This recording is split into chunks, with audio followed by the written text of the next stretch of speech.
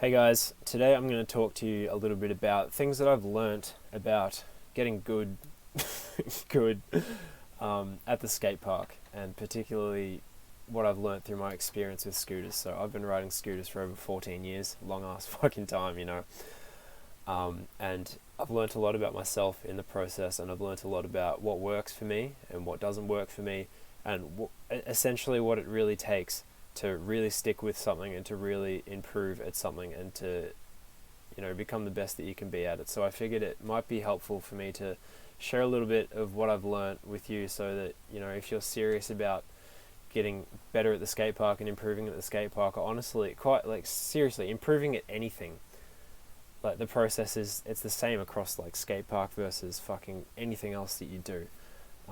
I figured I'd share a little bit about what I've learnt today, so you can learn from my experience and hopefully fast track your learning yourself. So the first thing that I'm going to introduce you to, by the way, this talk will be about 10 minutes long. I'm going to cover quite a fair bit of stuff, but stick with me to the end, because the stuff that I'm about to teach you here, it could fucking like absolutely change the way that you grow from here on. Like it could be the difference between like, anyway, I'm not gonna rant too much, but it's an important thing that you learn how to learn, because if you learn how to learn, then you can learn anything. And then once you can learn anything, you're capable of doing whatever you want. So this all started for me, I don't know, like 5 years ago or something. I rode scooters ever since I was young, but I came across this book about 5 years ago called Mastery: The Keys to Long-Term Success and Fulfillment. And without rambling too much about the content in the book, basically the main thing that I took away from it, which changed the way that I thought about practice, was this graph here. So on the left, what people think mastery looks like, right? You've got this straight line going up like that, and it's the amount of time that you invest into something and versus the amount of skill. So as you go along, you spend more time on something, you get better. That's what people think. No, wrong. That's not actually what happens. What mastery actually looks like over here on the right is you've got these series of bumps, right? So you've got this flat bit down here. I don't know if you can see my mouse. Maybe I'll jump over to this picture here. This is how mastery actually happens. So you've got these flat bits where you're practicing, but nothing's actually changing. And then all of a sudden, what happens, one day you'll be at the skate park or whatever, and you'll have this bump in progression, and you'll fucking level up like big time, right? Like your skill jumps up from where you were up to somewhere new. You've grown like a growth spurt, and then what happens is you drop back down slightly to a new plateau. We call this a plateau, right? Just a big long flat plateau. Now this new plateau is higher than the old plateau, but it's not as high as the peak, right? And then what happens is the process repeats itself again and again and again and again. So basically what this looks like at the skate park, and there's reasons for why this happens. Neurons in your brain, when you're practicing something over and over and over again, they're wrapping this fatty substance around the circuits in your brain, which changes the speed at which information can pass through to your muscles, like from your brain through to your muscles and things like that. And it takes a certain amount of time for that process to, build up. And then what happens is one day you'll go down to the skate park and all that stuff will have consolidated. All the different pieces come together, and all of a sudden you're better than what you were. Now, what this looks like at the skate park is you're at the skate park and you're practicing, it might be days, might be weeks, and nothing's really changing. And then all of a sudden you're going to go down there one day and you're going to have a really good day. You're going to do shit that you've never done before, and then you're going to come back the next day and you're not going to be able to do half of that shit that you just learnt. So it's like you go up and then you come down, and then you go up and then you come down. But the important thing to learn is that each time you come back down, you're at a higher plateau than the time before. And this is very helpful, because if we go to this next thing, these are some traps that people fall into when they're trying to master something. This is the way that mastery works. This is the way that mastery doesn't work. And I've fallen into all these different traps at different times throughout my life. So let me explain what these look like. The dabbler here, this is in the top left of the screen. You start on the plateau, you're practicing, you get your first growth spurt, and then you're back onto a plateau. What happens to the dabbler, these are called anti-mastery mindsets, right? These are the pitfalls that people fall into. They get back on that plateau and they think there's something wrong with them. They think, fuck this, like, this is too hard, I'm not meant for this, and then they quit, right? And that's that little spiraling arrow downwards. They quit and they decide, this is too hard, I'm going to go and do something else. And, you get people, they jump from fucking sport to sport. They start on scooter, they go to skateboard, they go to BMX, they fucking quit that and get into, like, footy, like, boxing, like, and they never actually stick with anything. And the problem, what's going on there, is they don't recognize that the plateau, all that effort where you're putting in and nothing's changing, that's an essential part of the process. They're in it and they're expecting to just constantly be improving all the time, right? Like, they're expecting this skill curve like this on the left, where you're just putting in effort and you're constantly improving, but that's not the way that it works. There's plateau after plateau after plateau, and you're going to be constantly putting in work with no signs of improvement. And that's normal. It's normal. Now, the obsessive over here on the right, the top right, I just want to check the time so that I don't go too deep. I don't want to make this a really long video. We're at 6 minutes. So the obsessive, this is one that I really struggle with. So the obsessive, like the dabbler, once they get their first spurt of progress and they're on that next plateau, they think, fuck, I'm not improving.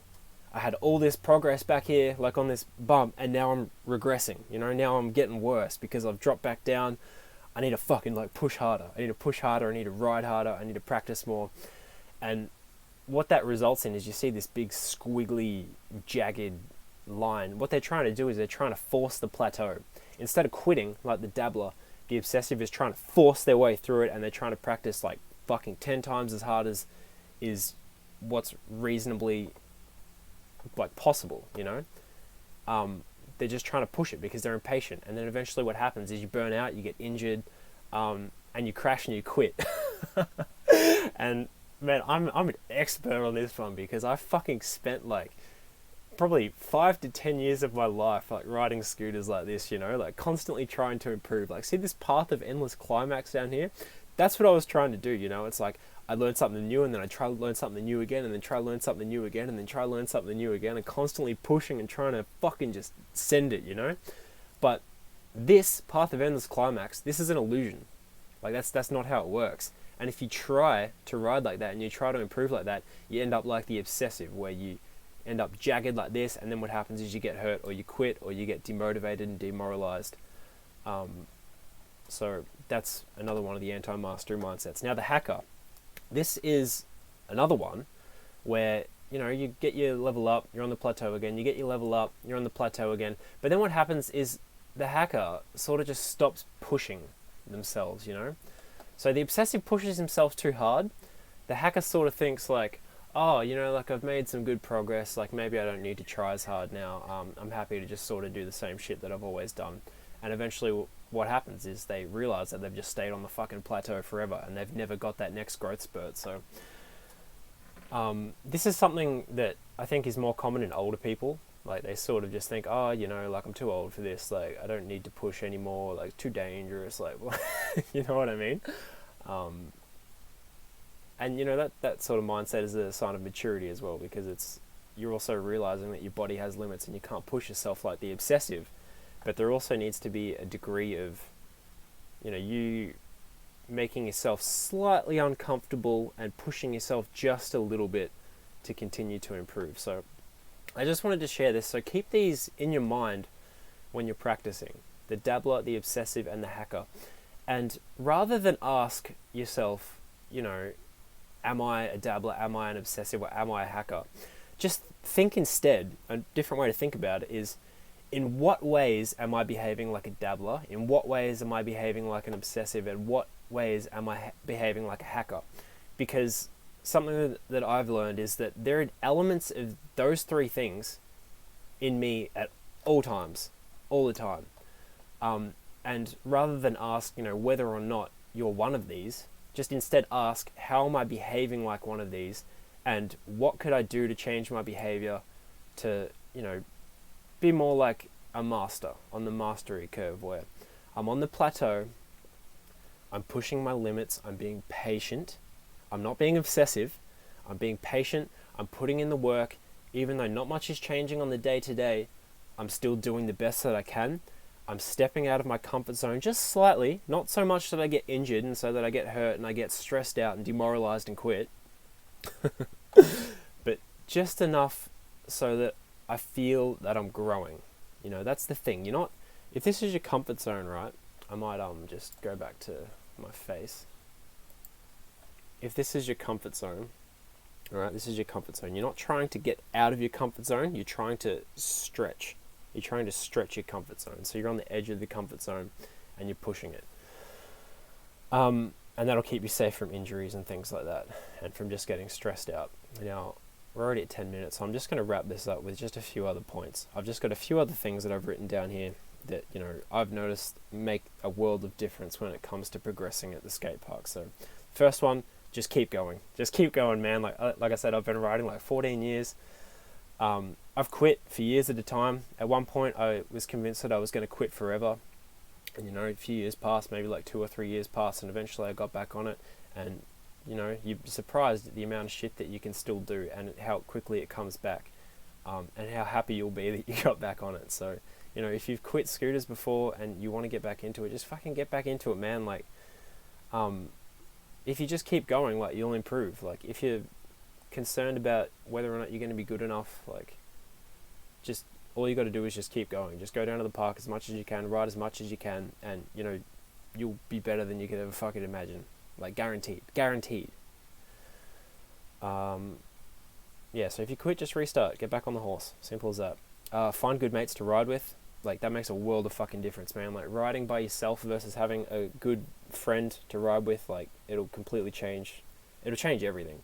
And another point that I want to make on friends to ride with, you want something who is not as good as you that you can teach, someone who's better than you that you can learn from, and someone who's equal to you that you can contend against and push yourself against. If you can get those three things, you'll be sweet, man. Like, you'll learn so much and you'll progress so quickly. So that's something to think about as well. But good mates. And the last thing is just ride in a way that makes it fun. So, you know, don't do shit that... Don't try and learn tricks that you think you should be learning because other people are doing it, you know, or because it's like the cool thing to learn or whatever. Just do the fucking tricks that feel good to you to do, and ride in a way that makes it so that you want to ride more.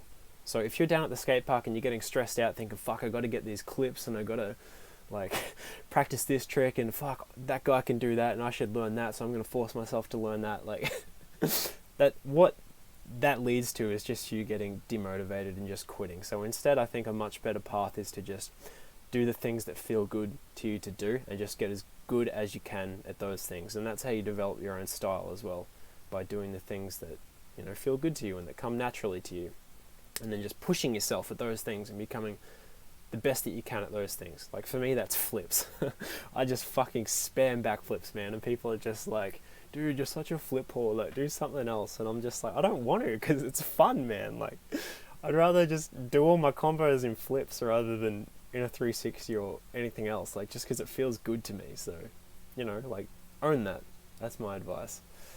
And the last thing, just don't, like, I mean, this is up to you. Like, the skate park is different things for different people. Some people go there to ride, some people go there to talk and shit. But if you want to get good at the skate park, man, like, you've got to ride. Like, don't fucking stand around, like, just talking and throwing food at people and, you know, doing dumb shit like that. Like, go down, have a goal, have a list of things that you want to practice if you want, have some mates to push yourself against, and just fucking send it and just do your best, you know?